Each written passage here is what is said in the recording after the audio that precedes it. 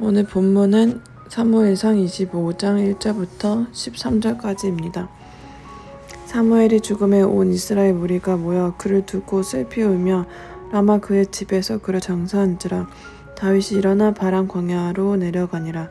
마온에 한 사람이 있는데 그의 생업이 갈멜에 있고 심히 부하여 양이 3,000마리요 염소가 1,000마리이므로 그가 갈멜에서 그의 양털을 깎고 있었으니 그 사람의 이름은 나발이요 그의 아내의 이름은 아비가일이라.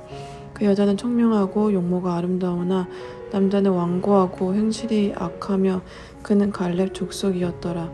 다윗이 나발이 자기 양털을 깎는다 함을 광야에서 들은지라. 다윗이 이에 소년 10명을 보내며 그 소년들에게 이르되 너희는 갈멜로 올라가 나발에게 이르러 내 이름으로 그에게 문안하고 그 부하게 사는 자에게 이르기를 너는 평강하라. 내 집도 평강하라. 내 소유의 모든 것도 평강하라. 내게 양털 깎는 자들이 있다 함을 이제 내가 들었노라. 내 목자들이 우리와 함께 있었으나 우리가 그들을 해하지 아니하였고 그들이 갈멜에 있는 동안에 그들의 것을 하나도 잃지 아니하였나니 내 소년들에게 물으면 그에게 내게 말하리라. 그런즉 내 소년들이 내게 은혜를 얻게 하라. 우리가 좋은 날에 왔은즉 내 손에 있는 대로 내 종들과 내 아들 다윗에게 주기를 원하노라 하더라 하라. 다윗의 소년들이 가서 다윗의 이름으로 이 모든 말을 나발에게 말하기를 마침에 나발이 다윗의 사원들에게 대답하여 이르되 다윗은 누구며 이새의 아들은 누구냐. 요즘에 각기 주인에게서 억지로 떠나는 종이 많도다. 내가 어찌 내 떡과 물과 내 양털 깎는 자를 위하여 잡은 고기를 가져다가 어디서 왔는지도 알지 못하는 자들에게 주겠느냐 한지라.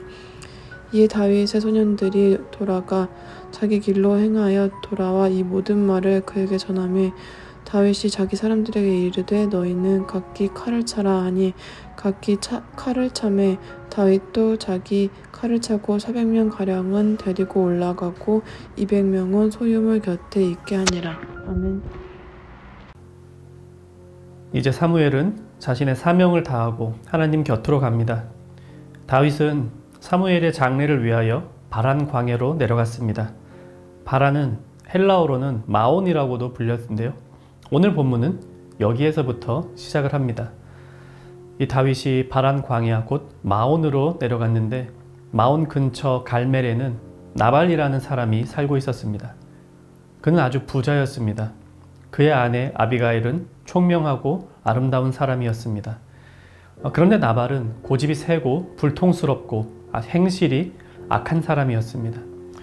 때는 나발이 소유한 양들의 털을 깎는 시즌이었습니다. 양털을 깎는 시즌이 되었다는 것은 일종의 축제가 열린다는 의미였습니다.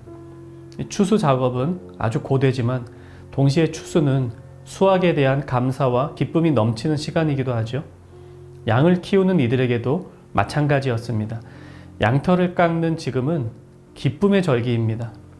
기쁜 일이 있으면 이웃과 나누고 싶고 또 지나가는 손님이라도 불러서 함께 축하하는 것이 인지상정 아니겠습니까?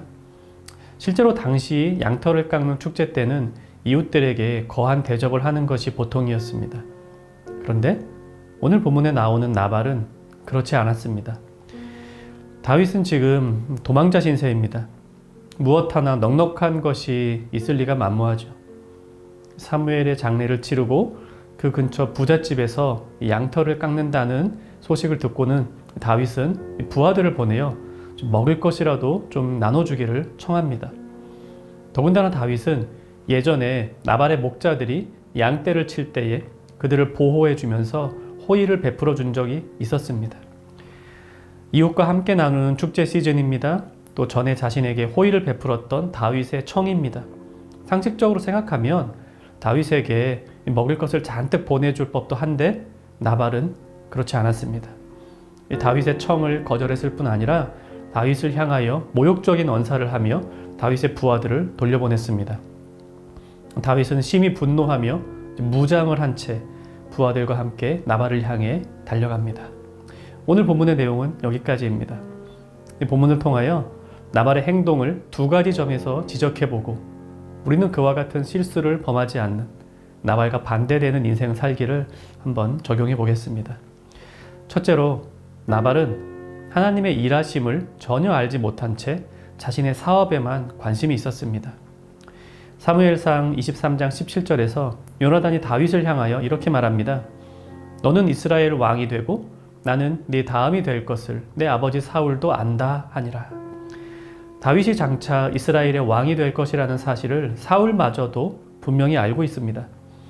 다윗이 누구인가? 앞으로 하나님께서 누구를 통하여 이스라엘을 인도하실 것인가? 조금만 관심이 있는 사람이라면 다 알고 있을 것입니다. 그 나라의 백성이라면 돌아가는 소문도 알고 있어야 하고 이 나라를 하나님께서 어떤 방식으로 인도하실지 거기에 대한 지식과 관심도 있었어야 합니다. 10절과 11절에서 나발이 다윗의 부하들에게 한 말을 세번역 성경으로 읽어드리겠습니다. 도대체 다윗이란 자가 누구며 이새의 아들이 누구냐? 요즘은 종들이 모두 저마다 주인에게서 뛰쳐나가는 세상이 되었다. 그런데 내가 어찌 빵이나 물이나 양털 깎는 일꾼들에게 주려고 잡은 짐승의 고기를 가져다가 어디서 왔는지도 모르는 자들에게 주겠느냐? 나발이 다윗이 진짜로 누군지 몰라서 이렇게 말했을 수도 있겠지만 아마도 나발은 다윗을 여전히 사울의 집 종 정도로 생각하고 있는 듯 합니다. 그가 표현한 이새의 아들이라는 말은 다윗을 경멸하기 위해 사용한 표현입니다. 나발의 잘못은 다윗이 누군지 몰랐다는 데에 있는 게 아닙니다. 하나님께서 행하시는 국가 운영을 전혀 알지 못했다는 데에 있습니다. 하나님이 어떻게 이 나라를 다스리시는가? 그분의 중심엔 누가 있는가? 이것을 전혀 관심 없이 자신의 사업에만 몰두했다는 것. 이것이 나발의 첫 번째 잘못입니다. 둘째로 나발은 이웃을 돌아보지 않았습니다. 다윗은 6절에서 이렇게 말합니다. 그 부하게 사는 자에게 이르기를. 나발은 가진 것이 많이 있었습니다. 그런 나발에게 다윗이 구한 것은 그저 자신과 부하들이 먹을 수 있는 먹거리였습니다. 다윗은 부하들을 보내면서 이렇게 말합니다. 나발에게 이르러 내 이름으로 그에게 문안하고. 내 이름으로 그에게 문안하고 라는 말은 나 누군지 알지? 나 다윗이야? 이렇게 거드름을 피우는 게 아닙니다. 나는 지금 사울을 피해 도망다니고 있는 다윗입니다. 라고 하면서 자신의 어려운 상황을 호소하는 겁니다. 그러나 나발은 이웃을 돌아보지 않았습니다. 어려운 일을 선대하지 않았습니다. 혼자 즐기고 혼자 살았습니다. 내일 본문에서 나오겠지만 나발은 성대한 잔치를 베풀긴 베풀었으나 혼자 취합니다. 더불어 사는 이웃, 특히 어려움에 있는 이웃을 돌아보지 않는 죄는 작지 않습니다. 더욱이 나발은 자신이 가진 것으로 다윗을 충분히 도와줄 수 있었음에도 불구하고 고의로 그의 요청을 거절하며 다윗을 능멸했습니다. 우리가 속한 세상을 다스리는 하나님의 섭리 안에서 우리 모두 살아갑니다. 또한 우리는 이웃과 더불어 살아갑니다. 하나님의 손길을 무시하고 관심밖에 두거나 이웃의 소리에 귀를 막고 살아간다면 우리는 그저 자신의 부를 쌓기 위해 살아가는 나발과 같은 존재가 되어버릴 것입니다. 나발의 어리석음을 반면교사로 삼아 하나님의 섭리를 깨닫고 그분의 운영에 관심을 가지며 이웃을 향한 사랑을 실천하며 살아가야 하겠습니다. 이 시간 말씀을 생각하며 함께 기도합시다. 이 세상이 하나님의 손 안에 있다는 사실을 늘 중심에 두고 살아가는 지혜로운 자가 되게 하옵소서. 또 도움이 필요한 이웃의 목소리에 귀 기울이며 이웃에게 사랑을 실천하는 그런 삶을 살게 하옵소서. 하나님에 대한 지혜와 이웃을 향한 사랑이 넘치는 청년 가족의 하루 되기를 바랍니다.